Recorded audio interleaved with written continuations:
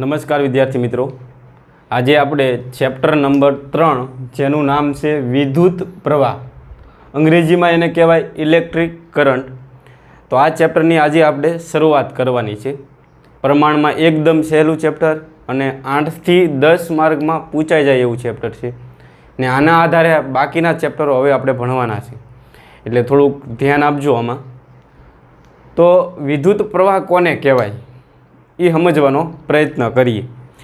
તો વિદ્યુત પ્રવાહને સમજવા માટે આપણે એક સુવાહકને ધ્યાનમાં લઈએ.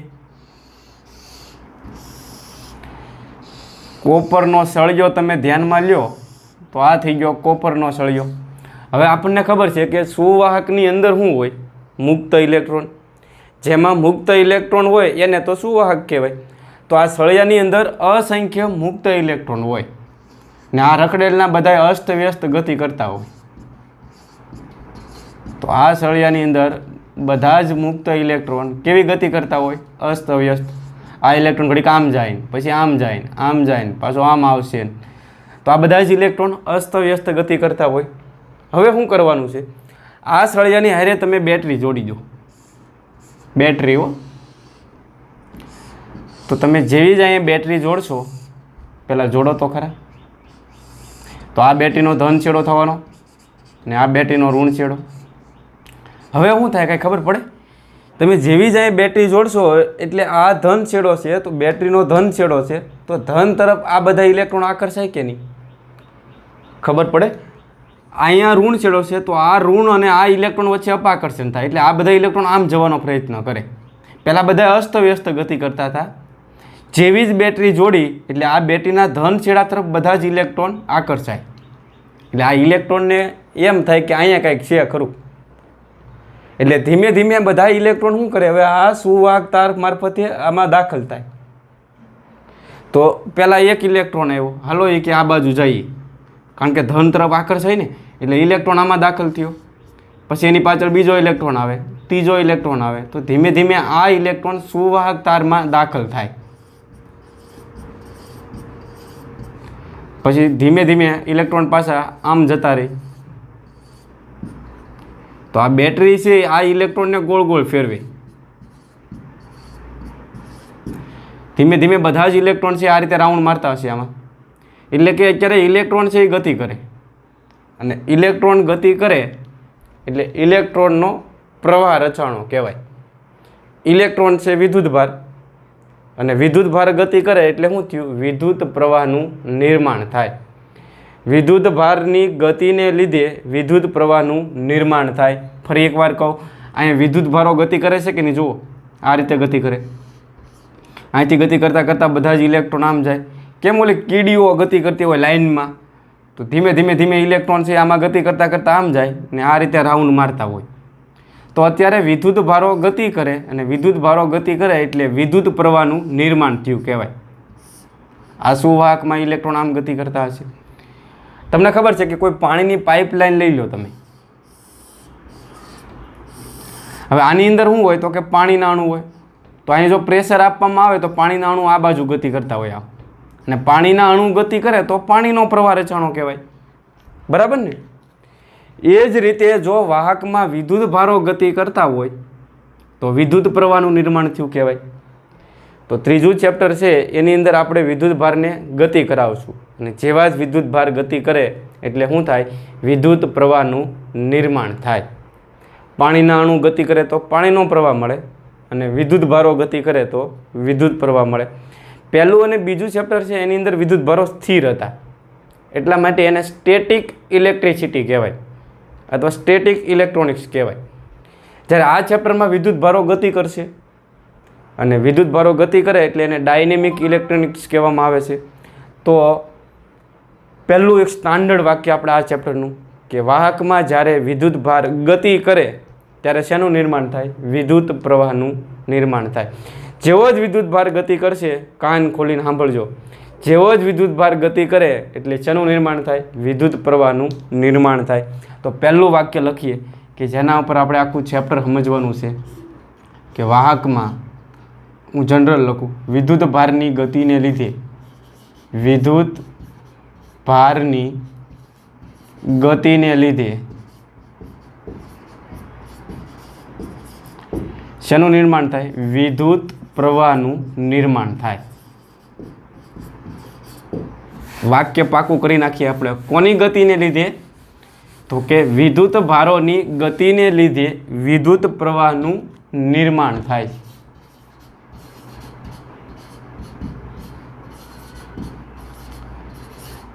પછી તમને ખબર છે વિદ્યુત ભારો બે પ્રકારના હોય, ધન વિદ્યુત ભાર હોય અને ઋણ વિદ્યુત ભાર હોય. ધન વિદ્યુત ભારો ગતિ કરે તોય પ્રવાહનું નિર્માણ થાય અને ઋણ વિદ્યુત ભારો ગતિ કરે તોય વિદ્યુત પ્રવાહનું નિર્માણ થાય. હવે વિદ્યુત પ્રવાહ છે એના આપણે અલગ અલગ પ્રકારો પાડી શકીએ. વિદ્યુત પ્રવાહ એક એની દિશાને આધારે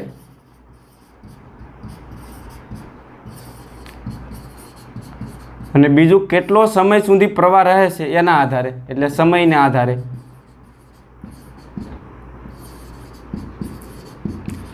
દિશાને આધારે વિદ્યુત પ્રવાહના બે પ્રકાર પડે, ડીસી પ્રવાહ અને બીજો છે એસી પ્રવાહ. ડીસી પ્રવાહ કોને કહેવાય? તો કે આ સુવાહક છે, એને હું બેટરી જોડી દઉં તો આ બેટરીમાંથી વિદ્યુત પ્રવાહનું નિર્માણ થતું હોય. એટલે આ પ્રવાહ છે ને આ રીતે વહેતો હોય આમાં, બરાબર. વિદ્યુત પ્રવાહને આઈ વડે દર્શાવે છે. એના વડે? આઈ વડે. તો આમાં પ્રવાહ એક જ દિશામાં વહેતો હોય. જુઓ, બેટરીના ધન છેડાથી ઋણ છેડા તરફ. એટલા માટે આને એક દિશ પ્રવાહ કહેવાય, અથવા બીજી ભાષામાં કહીએ ડીસી પ્રવાહ. ઘણીવાર એવું હોય કે એસી પ્રવાહ હોય. એસી પ્રવાહનો કંઈક સિમ્બોલ આવો છે. હું અહીં એસી પ્રવાહ આપું તો એસી પ્રવાહ આપો ને તો ઘડીક આ છેડો ધન થાય, ઘડીક આ ઋણ થશે, ઘડીક ધન થાય. જ્યારે આ છેડો ધન થશે ત્યારે પ્રવાહ આમ વહેતો હોય, બરાબર, આમ કરીને આમ. પછી આ છેડો જો ઋણ થાય ત્યારે આ ધન થઈ જાય, એટલે પ્રવાહની દિશા આમ ઉલટાઈ જશે. એટલે ઘડીક પ્રવાહ આમ વહેતો હોય, ઘડીક આમ વહેતો હોય, ઘડીક આમ વહેતો હોય, ઘડીક આમ વહેતો હોય. તો આવા પ્રવાહને શું કહેવામાં આવે છે? એસી પ્રવાહ. આપણી જે બેટરી છે, બેટરી જોઈ ને, મોબાઈલની અંદર બેટરી આવે, પછી ઘડિયાળનો સેલ છે, એ પણ એક પ્રકારની બેટરી કહેવાય. પાણીપુરીવાળા છે એ લારીએ બેટરી રાખતા હોય, તો એ બેટરી દ્વારા મળતો પ્રવાહને ડીસી પ્રવાહ કહેવાય. કેવો કહેવાય? ડીસી પ્રવાહ.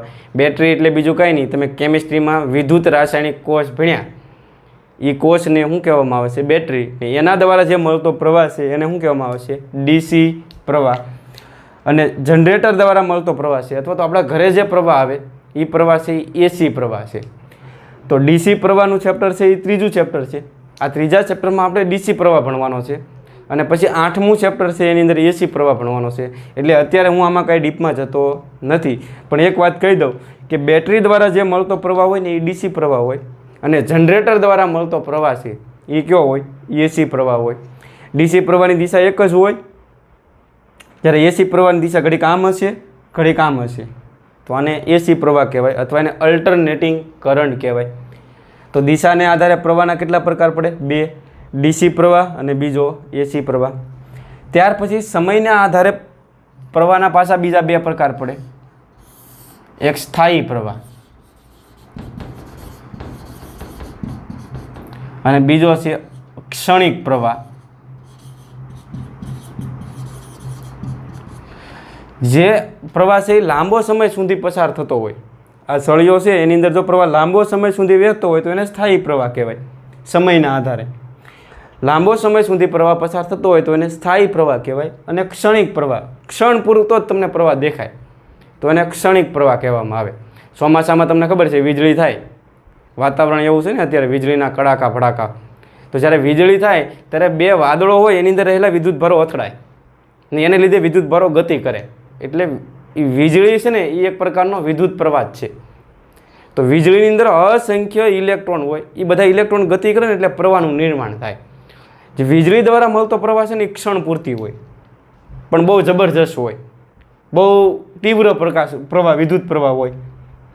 તો વીજળી દ્વારા મળતો પ્રવાહ કેવો છે? ક્ષણિક પ્રવાહ. ને આપણા ઘરે જે આવે છે એ લાંબો સમય સુધી ટકે છે, તો એ પ્રવાહને કેવો કહેવામાં આવે છે? સ્થાયી પ્રવાહ. તો હવે આપણે જે ભણવાનું છે આપણા આ ચેપ્ટરનું ટોપિક, એ ટોપિકનું નામ છે ડીસી પ્રવાહ. હવે આપણે ડીસી પ્રવાહને સમજવાનો પ્રયત્ન. તો એક વાક્ય તમને ક્લિયર છે કે વિદ્યુત ભારોની ગતિને લીધે વિદ્યુત પ્રવાહનું નિર્માણ થાય. હવે વિદ્યુત ભારો બે રીતે ગતિ કરતા હોય, એક સીધે સીધા ગતિ કરતા હોય અને એક એટલે કે સુરેખ માર્ગે ગતિ કરતા હોય. કેવા માર્ગે? સુરેખ માર્ગે, તોય પ્રવાહનું નિર્માણ થાય.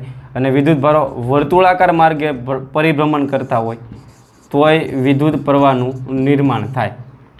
તો સુરેખ માર્ગે કઈ રીતે પ્રવાહ મળે અને વર્તુળાકાર માર્ગે કઈ રીતે પ્રવાહ મળે એ ધીમે ધીમે આપણે સમજવાનો પ્રયત્ન કરીએ. એની પહેલાં તો આપણે વિદ્યુત પ્રવાહને હજી થોડોક ડિટેલમાં સમજીએ. તો વિદ્યુત પ્રવાહને સમજવા માટે આપણે એક સુવાહક તાર ધ્યાનમાં લઈએ. સુવાહક તાર તમને ખબર છે કેવા આકારનો હોય? તો કે નળાકાર. આ સુવાહક તારની અંદર વિદ્યુત ભારો સપોઝ આ દિશામાં ગતિ કરે. વિદ્યુત ભારને ગતિ કરાવવા માટે તમારે બેટરી જોડવી પડે. અત્યારે હું બેટરી નથી બતાવતો, પણ એક વાત ક્લિયર છે કે વિદ્યુત ભારો અત્યારે આ દિશામાં ગતિ કરે ને વિદ્યુત ભારો ગતિ કરે એટલે તમને ખબર છે વિદ્યુત પ્રવાહનું નિર્માણ થાય. તો આમાં કેટલો પ્રવાહ વહેતો હોય એ મારે ગણવો છે. તો એના માટે આપણે એક આડછેદ ધ્યાનમાં લઈશું. ધારો કે આ આડછેદ ધ્યાનમાં લઈએ. આ આડછેદમાં ડેલ્ટા ટી જેટલા સમય સુધી તમે અવલોકન કરો,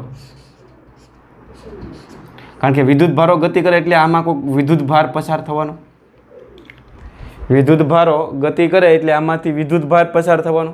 તો આ આડછેદમાંથી ડેલ્ટા ટી જેટલા સમયગાળામાં ડેલ્ટા ક્યુ જેટલો વિદ્યુત ભાર પસાર થાય. કેટલો? ડેલ્ટા ક્યુ જેટલો. સપોઝ આમાંથી 100 ઇલેક્ટ્રોન પસાર થયા, તમે 5 સેકન્ડ અવલોકન કર્યું તો આમાંથી કેટલા ઇલેક્ટ્રોન પસાર થયા? 100. તો 100 ઇલેક્ટ્રોન દ્વારા ટોટલ કેટલો વિદ્યુત ભાર મળે? તો આપણી પાસે સૂત્ર હાજર છે, Q બરાબર NE. અહીંયા ઇલેક્ટ્રોનની સંખ્યા લખી નાખો 100 અને Eની કિંમત મૂકી દો એટલે તમને વિદ્યુત ભાર મળી જાય. અત્યારે આપણે જનરલ રાખીએ, ડેલ્ટા ટી જેટલા સમયગાળામાં ડેલ્ટા ક્યુ જેટલો વિદ્યુત ભાર પસાર થતો હોય તો સરેરાશ વિદ્યુત પ્રવાહ કેટલો હોય? તો એના માટેનું સૂત્ર હું લખું અહીંયા, સરેરાશ પ્રવાહ. એને આપણે વિદ્યુત પ્રવાહને I વડે દર્શાવવા, યાદ રાખજો. તો સરેરાશ પ્રવાહનું સૂત્ર છે, યાદ રાખજો કે આડછેદમાંથી પસાર થતો વિદ્યુત ભારનો જથ્થો કેટલો છે? ડેલ્ટા ક્યુ છેદમાં સમયગાળો ડેલ્ટા ટી. તો વિદ્યુત પ્રવાહનું સૂત્ર મળી ગયું, ડેલ્ટા ક્યુના છેદમાં ડેલ્ટા ટી. તો આના ઉપરથી તમે વ્યાખ્યા બનાવી શકો. શું આવશે?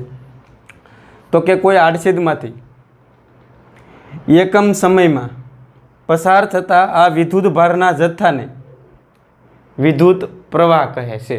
હું કોઈ આડછેદમાંથી એકમ સમયમાં પસાર થતા વિદ્યુત ભારના જથ્થાને શું કહેવાય? વિદ્યુત પ્રવાહ કહે છે. તો પહેલાં એની વ્યાખ્યા લખી નાખીએ આપણે.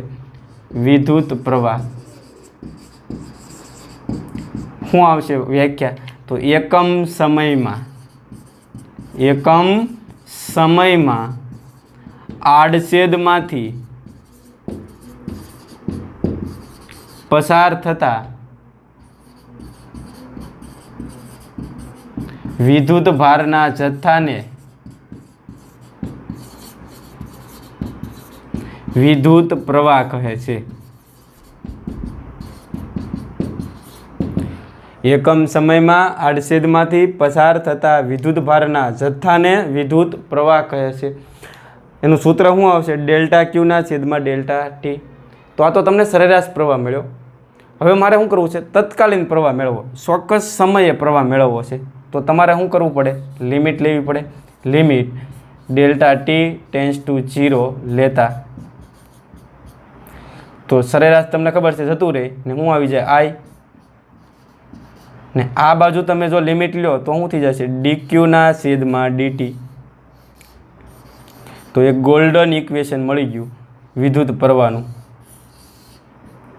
શું આવશે કયો? I બરાબર dq ના છેદમાં dt.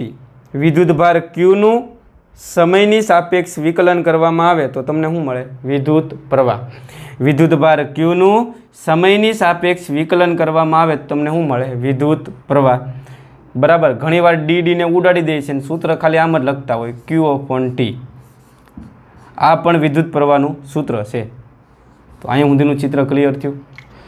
હવે જો આપણે સુવાહક ધ્યાનમાં લઈએ ને સુવાહકની અંદર જો ધન વિદ્યુત ભારો હોય તો પ્રવાહ કઈ દિશામાં હોય? અને ઋણ વિદ્યુતભારો હોય તો પ્રવાહ કઈ દિશામાં હોય? સપોઝ આની અંદર ધન વિદ્યુતભાર છે, આને હું બેટરી હારે જોડી દઉં તો અહીંયા ધન વિદ્યુતભાર રાખીએ આપણે, તો મને કહેશો ધન વિદ્યુતભાર કઈ બાજુ જવાનો?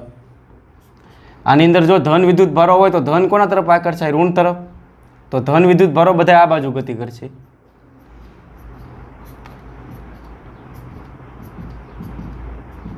બરાબર, એટલે પ્રવાહ છે અત્યારે આ દિશામાં છે, આ રીતે.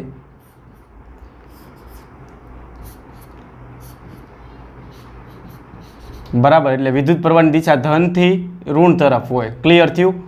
ધન વિદ્યુતભાર હોય તો ધન કોના તરફ આકર્ષાય? તો કે ઋણ તરફ. એટલે ધન વિદ્યુતભારોને લીધે પ્રવાહ આ રીતે વહેતો હોય, સમઘડી દિશામાં અત્યારે. અને જો ઋણ વિદ્યુતભારો હોય, ઋણ વિદ્યુતભાર મુખ્યત્વે કોણ હોય? તો કે ઇલેક્ટ્રોન. જો સુવાહકની અંદર ઋણ વિદ્યુતભારો હોય ને હું અહીં બેટરી જોડી દઉં તો તમારે મને વિચારીને કહેવાનું છે કે ઋણ વિદ્યુતભારો કઈ બાજુ ગતિ કરે? આ બેટરીનો ધન છેડો અને આ ઋણ છેડો. તો સ્વાભાવિક છે ધન છે આ બાજુ ગતિ કરતો ઋણ તરફ, તો આ ઋણ છે કઈ બાજુ ગતિ કરશે? ધન તરફ. એટલે જો ઋણ વિદ્યુતભારો હોય તો આ બાજુ ગતિ કરશે. તો ઋણ વિદ્યુતભારોને લીધે વિદ્યુત પ્રવાહ કઈ દિશામાં છે? આમ હશે. બેટરીના ઋણ છેડાથી ધન છેડા તરફ. પણ આપણે જે વિદ્યુત પ્રવાહની દિશા ધ્યાનમાં લઈએ છીએ એ ધનથી ઋણ તરફ લઈએ છીએ અને રેવાજીક પ્રવાહ કહેવાય. પહેલેથી એવો રિવાજ જ આવતો હતો કે વિદ્યુત પ્રવાહની દિશા ધનથી ઋણ તરફ લેવામાં આવે તો આને રેવાજીક પ્રવાહ કહેવામાં આવે. તમને આવો પ્રશ્ન પૂછે કે રેવાજીક પ્રવાહની દિશા કઈ હોય? તો યાદ રાખજો ધનથી ઋણ તરફ. આપણે પ્રવાહને ધનમાંથી બહાર કાઢશું ને ઋણમાં દાખલ કરશું. પણ હકીકતમાં તમને ખબર ન હોય તો હું કહી દઉં કે વિદ્યુત પ્રવાહનું જે નિર્માણ થાય છે ને એ ઇલેક્ટ્રોનની ગતિને લીધે થાય છે. એટલે હકીકતમાં પ્રવાહ કઈ રીતે વહેતો હોય હું એ તમને કહું. આની અંદર ઇલેક્ટ્રોન હોય તો ઇલેક્ટ્રોન આ બાજુ ગતિ કરતા હોય, એટલે હકીકતમાં પ્રવાહ છે ને આમ વહેતો હોય. પણ જ્યારે વિદ્યુત પ્રવાહની માહિતી મેળવતા હતા વૈજ્ઞાનિકો ત્યારે ઇલેક્ટ્રોનની શોધ થઈ નહોતી. એટલે વૈજ્ઞાનિકો એવું માનતા હતા કે આ વાહકોની અંદર જે વિદ્યુત પ્રવાહ મળે એ ધન વિદ્યુત ભારોને લીધે મળે. અને ધન વિદ્યુત ભારો કઈ રીતે ગતિ કરતા હોય? આ રીતે. એટલે એ લોકોએ પ્રવાહની દિશા કઈ રાખી દીધી? ધનથી ઋણ. પહેલેથી આવી દિશા ધ્યાનમાં લીધેલી એ લોકોએ. ફરી એકવાર હું યાદ કરાવી દઉં કે જ્યારે વિદ્યુત પ્રવાહની માહિતી મળી ત્યારે એ લોકો એવું વિચારતા હતા કે વિદ્યુત પ્રવાહ કોને લીધે મળે? તો કે ધન વિદ્યુત ભારોને લીધે. એક વાત તો એને ક્લિયર હતી કે વિદ્યુત પ્રવાહ મળે છે ખરો, પણ કોને લીધે મળે છે? તો કે ધન વિદ્યુત ભારોને લીધે. એટલે ધન વિદ્યુત ભારો છે એ ઋણ તરફ આકર્ષાવાના, એટલે પ્રવાહની દિશા એને આ રીતે રાખેલી પહેલેથી. એટલે આને શું કીધું? રેવાજીક પ્રવાહ. પછી એ લોકોને ખબર પડી કે હકીકતમાં અહીંયા ધન વિદ્યુત ભાર નથી, અહીંયા કોણ છે? ઇલેક્ટ્રોન છે. તો ઇલેક્ટ્રોનની ગતિને લીધે પ્રવાહ મળે છે. તો ઇલેક્ટ્રોનની ગતિ કઈ રીતે છે? આ રીતે. તો ઇલેક્ટ્રોનનો પ્રવાહ છે આમ હોય, ખબર પડતી હોય તો. ઇલેક્ટ્રોન ધન તરફ આકર્ષાઈને આમ જતો હોય તો ઇલેક્ટ્રોનનો પ્રવાહ આમ હોય. પણ એ લોકોએ રેવાજ શું પાડી દીધો કે પ્રવાહની દિશા ધનથી ઋણ તરફ લેવી. તો આ તો રેવાજીક પ્રવાહ આપણે બતાવશું આ રીતે. પણ તમારે યાદ રાખવાનું કે આમાં ધન વિદ્યુત ભારો નથી ગતિ કરતા. કોણ ગતિ કરે છે? ઇલેક્ટ્રોન ગતિ કરે. તો ઇલેક્ટ્રોન છે એ કોના તરફ આકર્ષાય? એટલે આ રીતે હોય. એટલે ઇલેક્ટ્રોન આમ ગતિ કરતા હોય પણ રેવાજીક પ્રવાહ આપણે આમ બતાવશું. આ ભૂલ થવી જોઈએ નહીં. તો આ જે પ્રવાહ છે એ કોનો છે? તો કે ઇલેક્ટ્રોનનો પ્રવાહ. આ લેટેસ્ટ મોડલ કહેવાય. જો આપણે રેવાજીક પ્રવાહ જ ન સમજ્યા હોત તો આપણે ડાયરેક્ટ શું વિચારત કે આની અંદર રહેલા ઇલેક્ટ્રોનને લીધે પ્રવાહનું નિર્માણ થાય. તો ઇલેક્ટ્રોન છે ધન તરફ આકર્ષાતા હોય એટલે ઇલેક્ટ્રોનનો પ્રવાહ આમ હોય કે નહીં? પણ રેવાજ શું પાડેલો હતો કે પ્રવાહ છે એની દિશા ધનથી ઋણ તરફ લેવી. એટલે ઇલેક્ટ્રોનનો પ્રવાહ આમ છે પણ રેવાજીક પ્રવાહ આપણે કઈ દિશામાં ધ્યાનમાં લેશું? આમ. આમ પ્રવાહ છે એનો મતલબ શું થયો? ઇલેક્ટ્રોનનો પ્રવાહ છે આ રીતે છે. ઇલેક્ટ્રોન આમ ગતિ કરે છે. વિદ્યુત પ્રવાહની વિરુદ્ધ દિશામાં ઇલેક્ટ્રોન ગતિ કરતા હોય. તો રેવાજીક પ્રવાહની દિશા કઈ આવશે? ધનથી ઋણ તરફ. અને ઇલેક્ટ્રોનના પ્રવાહની દિશા કઈ આવશે? કઈ આવશે કયો? ઋણથી ધન તરફ. પણ આપણે બતાવશું કઈ રીતે? ધનથી ઋણ તરફ. ક્લિયર થયું? હું તમને હજી એકવાર પૂછી લઉં કે હું અહીંયા બેટરી જોડી દઉં, આ ધન છેડો અને અહીંયા ઋણ છેડો, તો આ સુવાહક હોય એની અંદર શું હોય? મુક્ત ઇલેક્ટ્રોન જ હોય. તો મુક્ત ઇલેક્ટ્રોન કઈ બાજુ ગતિ કરવાના? ધન તરફ. એટલે ઇલેક્ટ્રોન બધા આ રીતે ગતિ કરશે. તો હકીકતમાં પ્રવાહ છે આપણો આમ વહે છે, જે બાજુ ગતિ કરે એ રીતે પ્રવાહ વહેતો હોય. પણ આપણે રિવાજ શું પાડેલો હતો કે પ્રવાહની દિશા કઈ રીતે લેવી? ધનથી ઋણ તરફ. એટલે આમ કરીને આમ લેશું. એટલે પ્રવાહ તમારે જે આમ વહે છે ને એનો મતલબ તમારે શું સમજવાનો કે ઇલેક્ટ્રોન આમ ગતિ કરે છે. ક્લિયર થયું? તો આ તો વિદ્યુત પ્રવાહની દિશા, રેવાજિક પ્રવાહ અને ઇલેક્ટ્રોનનો પ્રવાહ. તો એક બે વાક્ય લખી નાખીએ આપણે કે રેવાજિક પ્રવાહની દિશા કઈ ધ્યાનમાં લેવામાં આવી છે? રેવાજિક પ્રવાહ ધનથી ઋણ તરફ લેવામાં આવે છે.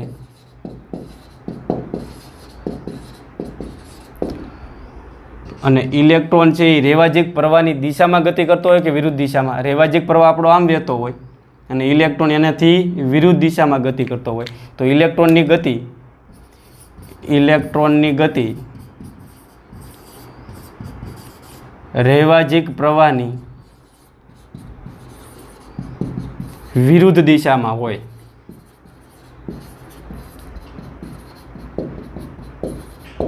આ બે વાક્ય ક્લિયર રાખજો. અચ્છા, હવે વિદ્યુત પ્રવાહનો આપણે એસઆઈ એકમ મેળવવાનો છે. તો વિદ્યુત પ્રવાહનો એસઆઈ એકમ શું આવશે? તો તમને ખબર છે વિદ્યુત ભાર છે એનો એકમ થાય કુલમ અને સમય છે એનો એકમ થાય સેકન્ડ. તો કુલમ પ્રતિ સેકન્ડ. તો વિદ્યુત પ્રવાહનો એસઆઈ એકમ શું આવશે?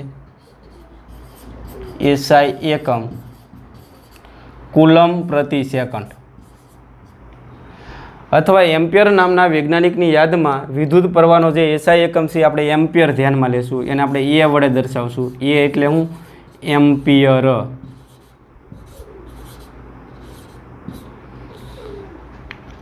તો વિદ્યુત પ્રવાહનો બે એકમ કુલમ પ્રતિ સેકન્ડ અથવા તો એમ્પિયર. જો આનું પારિમાણિક સૂત્ર કહે તો એમ્પિયર ઉપરથી આપણે ખાલી યાદ રાખશું A1. અને ખબર ન પડે તો કુલમનું પારિમાણિક સૂત્ર A1 T1 છે. સેકન્ડનું પારિમાણિક સૂત્ર T1 થાય. T1 કેન્સલ થયા. એટલે વિદ્યુત પ્રવાહ છે એનું પારિમાણિક સૂત્ર શું થાય? એમ્પિયર. આપણી જે મૂળભૂત 7 ભૌતિક રાશિ છે ને એમાંની આ એક ભૌતિક રાશિ છે, યાદ કરો. એટલે વિદ્યુત પ્રવાહ છે એનું પારિમાણિક સૂત્ર શું થાય? પાછું M0 L0 T0 અને એનો એસઆઈ એકમ એમ્પિયર છે. એના ઉપરથી પારિમાણિક સૂત્રની અંદર આપણે લેશું A1. યાદ રહેશે. છેલ્લે તમારે મને કહેવાનું છે કે વિદ્યુત પ્રવાહ સદિશ રાશિ કે અદિશ રાશિ? શું આવશે? તો મોટા ભાગના કહે સદિશ, કારણ કે વારંવાર હું અહીં દિશાનો ઉલ્લેખ કરું. પણ વિદ્યાર્થી મિત્રો, વિદ્યુત પ્રવાહ છે એ સદિશ રાશિ નથી, આપણે એને અદિશ તરીકે લઈએ છીએ. શું કામ? એનું કારણ છે આપણે એક અહીંયા તાર ધ્યાનમાં લઈએ. હવે સપોઝ એમ કહું કે આ તારમાંથી અહીં 2 એમ્પિયરનો પ્રવાહ આવે છે ને આમાંથી 3 એમ્પિયરનો પ્રવાહ આવે. અને આ તારમાં છે એ મને કહેશો કેટલો પ્રવાહ જાય? અહીંથી 2 એમ્પિયર આવે, અહીંથી 3 એમ્પિયર આવે. તો આમાં કેટલો જવાનો? તો 2 અને 3 કેટલા થશે? 5 એમ્પિયર. તો તમને ખબર પડે છે અહીંયા સદિશના નિયમોનું પાલન નથી થયું. અહીંયા આપણે સદિશ સરવાળો નથી કર્યો, સીધો અદિશ સરવાળો કર્યો. જો સદિશ સરવાળો કર્યો હોત તો શું થાય? આ I1 આ I2 આ બંને એકબીજાને લંબ રૂપે છે તો કુલ પ્રવાહ કેટલો થાય? તો શું થાય? I1 square plus I2 square એટલે 4 અને 9 કેટલો થાય? √13. તો અહીંયા વિદ્યુતભારના સંરક્ષણના નિયમનું પાલન ન થાય, કારણ કે અહીંયા જેટલો વિદ્યુતભાર દાખલ થતો હોય એટલો જ બહાર નીકળતો હોય. એટલા માટે વિદ્યુત પ્રવાહ છે એને આપણે કેવી રાશિ લેશું? અદિશ રાશિ. પણ દિશાનું બહુ વધારે મહત્વ છે. ખાસ ધ્યાન રાખજો. જો હું અહીં દિશા બદલાવી નાખું તો અહીંયા 3 એમ્પિયર છે અને અહીંયા 2 એમ્પિયર છે. હવે આ પ્રવાહ છે આમ આવતો હતો, એને બદલે હું આમ લઈ લઉં. અહીંથી 3 એમ્પિયર આવે, આમાં 2 એમ્પિયર ગયો તો આમાં કેટલો ગયો હોય? 1 એમ્પિયર. દિશાનું ઘણું બધું મહત્વ છે, પણ સદિશના નિયમનું પાલન કરતો નથી. એટલે વિદ્યુત પ્રવાહ છે એને આપણે અદિશ રાશિ કહેશું. એક પ્રકારની વિશિષ્ટ રાશિ છે આ, બરાબર. દિશા છે પણ એના નિયમોનું પાલન કરતું નથી. એટલે વિદ્યુત પ્રવાહને આપણે કેવી રાશિ ગણશું? અદિશ રાશિ. અદિશ રાશિ. ક્યારેય આની માથે આપણે સદિશ મૂકશું નહીં. તો અહીંયા સુધીનું ચિત્ર ક્લિયર થયું. તો વિદ્યુત પ્રવાહની માહિતી મેળવવાની કહે તો અહીંયા સુધી લખવાનું. છેલ્લે હિજેક મને 1 એમ્પિયરની વ્યાખ્યા મેળવવી છે કે કોઈ આડછેદમાંથી પસાર થતો વિદ્યુત પ્રવાહ 1 એમ્પિયર ક્યારે કહેવાય? તો તમારે વિચારવાનું કે અહીંયા સમય લઈ લઈએ આપણે 1 સેકન્ડ. 1 સેકન્ડ સુધી અવલોકન કરો. હવે 1 સેકન્ડમાં 1 કુલમ વિદ્યુતભાર પસાર થયો હોય. હવે 1 કુલમમાં કેટલા ઇલેક્ટ્રોન હોય તમને ખબર હશે. Q બરાબર સૂત્ર છે Ne. તો અહીં 1 કુલમ મૂકી દો, N બરાબર મૂકી દો, ગણવાના છે, ને E બરાબર મૂકી દઈએ આપણે 1.6 ગુણ્યા 10 માથે -19 ઘાત. તો આનો હિસાબ કરશો તો 6.25 ગુણ્યા 10 ઘાત આવશે. 6.25 ગુણ્યા 10 ઘાત ઇલેક્ટ્રોન ભેગા થાય ને ત્યારે 1 કુલમ વિદ્યુતભાર બને. એટલે હું એમ કહું કે આમાંથી 1 કુલમ વિદ્યુતભાર પસાર થયો તો કેટલા ઇલેક્ટ્રોન ગયા હશે? 6.25 ગુણ્યા 10 ઘાત ઇલેક્ટ્રોન ગયા હોય એમ તમે કહી શકો. તો આ આડછેદમાંથી પસાર થતો વિદ્યુતભાર 1 કુલમ હોય અને સમય લઈ લઈએ આપણે 1 સેકન્ડ. તો પ્રવાહ કેટલો હોય? પ્રવાહનું સૂત્ર આપણી પાસે હાજર છે. I બરાબર, અહીં ડી નથી લખતો, Q/T. તો Q બરાબર કેટલા છે? 1 કુલમ. અને સમય કેટલો લઈ લઈએ આપણે? 1 સેકન્ડ. 1/1 એટલે 1 થશે કુલમ પર સેકન્ડ. અને કુલમ પર સેકન્ડને આપણે એમ્પિયર કહીએ કે. તો 1 એમ્પિયર પ્રવાહ ક્યારે મળે? તો કોઈ આડછેદમાંથી 1 સેકન્ડમાં 1 કુલમ વિદ્યુતભાર પસાર થતો હોય તો તેમાંથી પસાર થતો પ્રવાહ 1 એમ્પિયર કહેવાય. તો 1 એમ્પિયરની વ્યાખ્યા લખી નાખીએ આપણે. 1 એમ્પિયર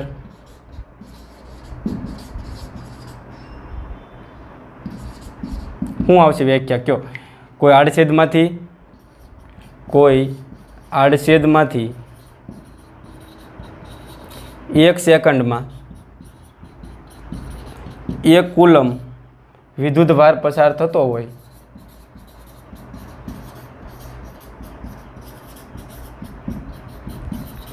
તો તેમાંથી પસાર થતો પ્રવાહ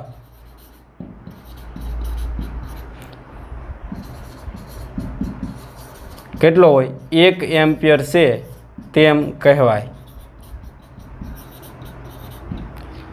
તો આ હતી વિદ્યુત પ્રવાહની બેઝિક માહિતી. તો જ્યારે સુરેખ માર્ગે વિદ્યુતભાર ગતિ કરતા હોય ત્યારે પ્રવાહનું સૂત્ર મેળવ્યું. પણ જો વિદ્યુતભારો વર્તુળાકાર માર્ગે ગતિ કરતા હોય તો પ્રવાહ કઈ રીતે મળે? તો એનું સૂત્ર મેળવવા જઈએ. દાખલા તરીકે આ આપણે એક ભ્રમણાક્ષ ધ્યાનમાં લઈએ અને R ત્રિજ્યાના વર્તુળાકાર માર્ગે એક વિદ્યુતભાર ગતિ કરે. વિદ્યુતભારને હું કીધું Q. તો આનો વેગ કઈ દિશામાં હશે? સ્પર્શકની દિશામાં. તો આપણી પાસે પ્રવાહનું જનરલ સૂત્ર શું છે? I બરાબર Q/T. વિદ્યુતભારના છેદમાં સમય. હવે હું એમ કહું કે આ વિદ્યુતભાર 1 પરિભ્રમણ પૂર્ણ કરે ત્યાં સુધીમાં સમય કેટલો લે? આ વિદ્યુતભાર 1 પરિભ્રમણ પૂર્ણ કરે ત્યાં સુધીમાં સમય કેટલો લે? તો કે આવર્તકાળ T જેટલો. તો અહીં હું I બરાબર મૂકી દઉં T. તો Q/1 શું આવશે? કયો T, કેપિટલ T. અને T = 1/f લખાય. તો આ T ની કિંમત હું અહીંયા મૂકી દઉં. તો I બરાબર શું આવશે? કયો Q/1. T બરાબર શું મૂકશો? 1/f. f ઉપર જતા રહેશે એટલે f × Q થયું. તો વર્તુળાકાર માર્ગે વિદ્યુત પ્રવાહનું સૂત્ર શું આવશે? I બરાબર f × Q. ને અહીંયા જો ઇલેક્ટ્રોન હોય તો ઇલેક્ટ્રોનનો વિદ્યુતભાર કેટલો હોય? -E જેટલો. પણ હું મૂલ્ય લખું તો શું આવશે? I બરાબર Fe. તો આ બોર્ડમાં પૂછાઈ ગયેલો પ્રશ્ન કે f જેટલી આવૃત્તિથી એક ઇલેક્ટ્રોન વર્તુળાકાર માર્ગે પરિભ્રમણ કરે તો રસાતા પ્રવાહનું સૂત્ર શું આવે? I બરાબર f × E. f એટલે આવૃત્તિ. આવૃત્તિ એટલે 1 સેકન્ડમાં થતા પરિભ્રમણોની સંખ્યા. ઘણીવાર તમને આવૃત્તિ ન આપે તો આવૃત્તિ આપણે મેળવવી પડે. તો એના માટે એક સૂત્ર ભણી ગયા આપણે. V બરાબર 2πr/T. અને આ સૂત્ર જો તમને યાદ ન હોય તો આપણે એક સૂત્ર ભણી ગયા V બરાબર R⍵. તો V ના V, R ના R, ઓમેગા = 2π/T થાય કે નહીં? એટલે આ સૂત્રનો ઉપયોગ કરીએ આપણે. તો V બરાબર R ના R, ઓમેગા = તમે મૂકી શકો 2πf. તો f = શું થાય? V/2πr થાય. તો એ f ની કિંમત તમે અહીંયા મૂકી શકો. તો ફાઇનલી શું થાય? f બરાબર તમે શું મૂકશો? V/2πr × E. તો આ સૂત્રનો ઉપયોગ કરી તમને વેગ આપી દે, ત્રિજ્યા આપી દે અને ઇલેક્ટ્રોનનો વિદ્યુતભાર ખબર હોય તો તમને પ્રવાહ મળી જાય કે નહીં? એટલે જ્યારે કોઈ કણ એફ જેટલી આવૃત્તિથી વર્તુળાકાર માર્ગે પરિભ્રમણ કરતો હોય ત્યારે રચાતા પ્રવાહનું સૂત્ર શું આવશે? I બરાબર F ઇન્ટુ Q. આ સૂત્રનો ઉપયોગ કરીને તમે MCQ સોલ્વ કરી. વિદ્યુત પ્રવાહના આપણે દાખલા ગણીએ એની પહેલાં સૂત્ર યાદ કરી લઈએ આપણે કે પ્રવાહનું જનરલ સૂત્ર શું આવે? I બરાબર dq ના છેદમાં dt અથવા Q અપોન T. Q બરાબર તમે એની પણ મૂકી શકો. n એટલે ઇલેક્ટ્રોનની સંખ્યા અથવા વિદ્યુતભારોની સંખ્યા ઇન્ટુ T. અને વર્તુળાકાર માર્ગે પ્રવાહનું સૂત્ર શું આવશે? I બરાબર F ઇન્ટુ E. અને F બરાબર તમે શું મૂકી શકો? V અપોન 2πr E ના E. તો આ સૂત્રનો ઉપયોગ કરીને આપણે દાખલા ગણીએ. પહેલો દાખલો તમને કંઈક આ રીતે આપીએ કે કોઈ આડછેદમાંથી પસાર થતો વિદ્યુતભાર Q બરાબર T² પ્લસ 10T પ્લસ 5 હોય તો 5 સેકન્ડે પ્રવાહ ગણવાનો છે કે 5 સેકન્ડે એમાં કેટલો પ્રવાહ પસાર થતો હોય. તો વિદ્યુતભારનું સૂત્ર તમને આપી દીધું છે Q બરાબર T² પ્લસ 10T પ્લસ 5. તો આનું તમારે વિકલન કરી નાખવાનું. વિકલન કરતા તો dq ના છેદમાં dt, આનું વિકલન શું થાય? 2t પ્લસ આનું વિકલન 10 ને અચળ પદનું વિકલન 0. હવે dq ના છેદમાં dt એટલે શું થાય ખબર છે? dq ના છેદમાં dt એટલે થાય I. તો I બરાબર 2t પ્લસ 10. તો t બરાબર કેટલા સમયે ગણવાનું કીધું? 5 સેકન્ડે. તો 5 મૂકતા તો અહીં 5 મૂકી તો 5 દુ 10, 10 પ્લસ 10 એટલે 20 થશે. તો I બરાબર કેટલો આવે? 20. વિદ્યુત પ્રવાહનો SI એકમ શું છે? એમ્પિયર. તો 20 એમ્પિયર પ્રવાહ પસાર થતો હોય. હવે આના કરતાં ઊંધો દાખલો તમને અહીંયા આપી દઈ કે કોઈ આડછેદમાંથી પસાર થતો પ્રવાહ 2t પ્લસ 5 હોય તો 0 થી 5 સેકન્ડમાં વિદ્યુત ભાર ગણો.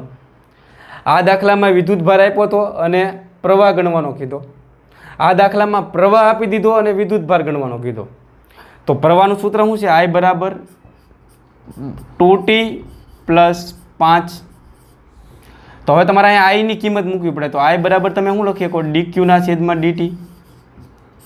તો 2t પ્લસ 5.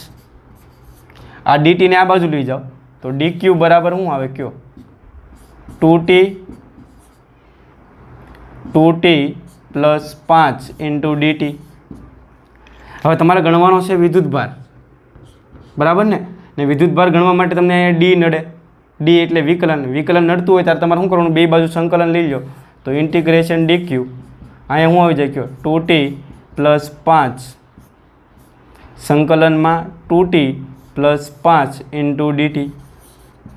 હવે તમને કેટલા સમયમાં વિદ્યુતભાર ગણવાનો કીધો? 0 થી 5 સેકન્ડમાં. તો લિમિટ લઈ લો 0 થી 5. ઇન્ટિગ્રેશન ડેરિવેશન જવાના તો અહીં રહે Q. હવે તમારે આનું સંકલન કરવાનું છે તો આનું સંકલન શું થાય? કયો? 2 ના 2, આમાં એક ઘાત વધી જાય એટલે t² બાય 2 પ્લસ અહીંયા 5t થઈ જશે. લિમિટ મૂકી દો 0 થી 5. 2 2 કેન્સલ થયા. તો finally Q is equal to શું આવે? t² પ્લસ 5t 0 થી 5. એકવાર t ભાળો ત્યાં 5 મૂકી દો ને એકવાર t ભાળો ત્યાં 0 મૂકો તો તમે 5 મૂકો તો 5 નો વર્ગ થાય 25 પ્લસ અહીંયા 5 મૂકો તો 5 ગુણ્યા 5 એટલે 25 ને અહીંયા તમે હવે 0 મૂકશો એટલે માઇનસ 0 થઈ જાય બધું. 25 પ્લસ 25 એટલે 50. તો ખબર પડે છે જો વિદ્યુત ભારનું સૂત્ર આપ્યું હોય અને પ્રવાહ ગણવાનો કીધું હોય તમારે વિકલન કરવું પડે. અને પ્રવાહનું સૂત્ર તમને આપી દીધું હોય અને જો વિદ્યુત ભાર ગણવો હોય તમારે સંકલન કરવું પડશે. તો બે તમે આ રીતે ગણી શકો. હવે તમને આવો દાખલો આપી દે કે કોઈ આડછેદમાંથી 1 મિનિટમાં 60 માઇક્રોકુલમનો વિદ્યુત ભાર પસાર થતો હોય તો પ્રવાહ ગણો. તો આપણી પાસે સૂત્ર હાજર છે I બરાબર Q અપોન T. હવે મને કહેશો વિદ્યુત ભાર કેટલો આપ્યો? 60 માઇક્રોકુલમ. 60 ના 60 માઇક્રો એટલે 10 ની માથે -6 ઘાત. અને મિનિટની સેકન્ડ કેટલી થાય? તો 1 મિનિટ બરાબર કેટલી સેકન્ડ લેશો? 60 સેકન્ડ. 60 કેન્સલ થાય એટલે 1 ગુણ્યા 10 ની માથે -6 ઘાત. વિદ્યુત પ્રવાહનો એકમ થાય એમ્પિયર. તો 1 ના 1 -6 ને શું કહેવાય? માઇક્રો. તો 1 માઇક્રો એમ્પિયરનો પ્રવાહ પસાર થતો હોય. તો હવે તમને આવો દાખલો આપી દે કે કોઈ આડછેદમાંથી 1.6 સેકન્ડમાં 3 ગુણ્યા 10 ની 3 ઘાત ઇલેક્ટ્રોન પસાર થતા હોય તો રચાતો પ્રવાહ મેળવવાનો છે. તો સમય કેટલો આપ્યો? ટી બરાબર 1 સેકન્ડ 1.6 સેકન્ડ. ઇલેક્ટ્રોનની સંખ્યા આપી તમને 3 ગુણ્યા 10⁻13 ઇલેક્ટ્રોન. તો પ્રવાહ આઈ ગણવાનું કીધું. તો આપણી પાસે સૂત્ર છે આઈ બરાબર Q/T. હવે આમાં ક્યુ તમને આપેલા છે તો કે નથી આપ્યા, પણ સંખ્યા આપી છે એના ઉપરથી તમે ક્યુ મેળવી શકો. તો આઈ ના આઈ ક્યુ બરાબર શું મૂકી દો NE/T. એન બરાબર કેટલા મૂકશો તો ઇલેક્ટ્રોનની સંખ્યા 3 ગુણ્યા 10⁻13. ઈ એટલે ઇલેક્ટ્રોનનો વિદ્યુતભાર 1.6 ગુણ્યા 10⁻−19. અને સમય કેટલો આપ્યો 1.6 સેકન્ડ. આ બે કેન્સલ થવાના ને 3 ના 3 આ 13 -19 એટલે 10⁻−6 આવે એમ્પિયર. -6 એટલે માઇક્રો એટલે 3 માઇક્રો એમ્પિયરનો પ્રવાહ પસાર થતો હોય. તો સંખ્યા આપી દે તો તમને ગણતરી કરતાં આવડી જવું જોઈએ. ઘણીવાર સમય આપી દે, વિદ્યુત પ્રવાહ આપી દે ને સંખ્યા ગણવાનું કે કોઈ આડછેદમાંથી પસાર થતો પ્રવાહ 2 એમ્પિયર હોય, સમય આપી દે 5 સેકન્ડ, તો એમાં કેટલા ઇલેક્ટ્રોન પસાર થયા હોય તો સંખ્યા મળી જાય કે નહીં. તો આ સૂત્રનો ઉપયોગ કરીને સંખ્યા. તો હવે આવો દાખલો આપે કે હાઇડ્રોજન પરમાણુમાં કેન્દ્રની આસપાસ 0.53 એંગસ્ટ્રોમ ત્રિજ્યાના વર્તુળાકાર માર્ગે એક ઇલેક્ટ્રોન 2 ગુણ્યા 10⁶ મીટર પ્રતિ સેકન્ડની ઝડપથી ગતિ કરે તો કેટલો પ્રવાહનું નિર્માણ થાય. વાત થાય હાઇડ્રોજન પરમાણુની. તો આ હાઇડ્રોજન પરમાણુનું કેન્દ્ર છે અને વર્તુળાકાર કક્ષામાં ઇલેક્ટ્રોન છે એ ભ્રમણ કરે છે. આયરો ઇલેક્ટ્રોન એનો વેગ કઈ દિશામાં હોય તો કે સ્પર્શકની દિશામાં. તો આમાં તમને ત્રીજા રકમમાં આપી દીધી છે. આર બરાબર કેટલા આપ્યા 0.53 એંગસ્ટ્રોમ. એટલે 0.53 એંગસ્ટ્રોમ એટલે 10⁻−10 મીટર. અચ્છા, એનાથી આગળ જઈએ તો વેગ પણ તમને આપ્યો 2 ગુણ્યા 10⁶ મીટર પર સેકન્ડ. તો પ્રવાહ તમારે ગણવાનો છે. તો વર્તુળાકાર માર્ગે પ્રવાહનું સૂત્ર શું આવે I બરાબર FE. અને તમને ખબર છે F બરાબર શું થાય V/2πr બરાબર ને. ફરી વાર હું યાદ કરાવી દઉં V બરાબર R ઓમેગા. તો ઓમેગા ઇઝ ઇક્વલ ટુ શું થાય 2πf. તો F બરાબર શું થાય V/2πr. ઈ ના ઈ તો બધી કિંમત તમને આપેલી છે. જુઓ V આપ્યો છે બરાબર ને, 2 ખબર હોય, પાઈની કિંમત ખબર હોય, I પણ તમને આપેલા છે, R પણ તમને આપેલા છે અને ઈ તમને ખબર હોય તો આના ઉપરથી તમે વિદ્યુત પ્રવાહ ગણી શકો. તો આ તો સરસ મજાનો દાખલો. તો આજે આપણે આજનો લેક્ચર અહીં અટકાવીએ. આવતા લેક્ચરમાં ફરીવાર મળીશું. ત્યાં સુધી ગુડ બાય.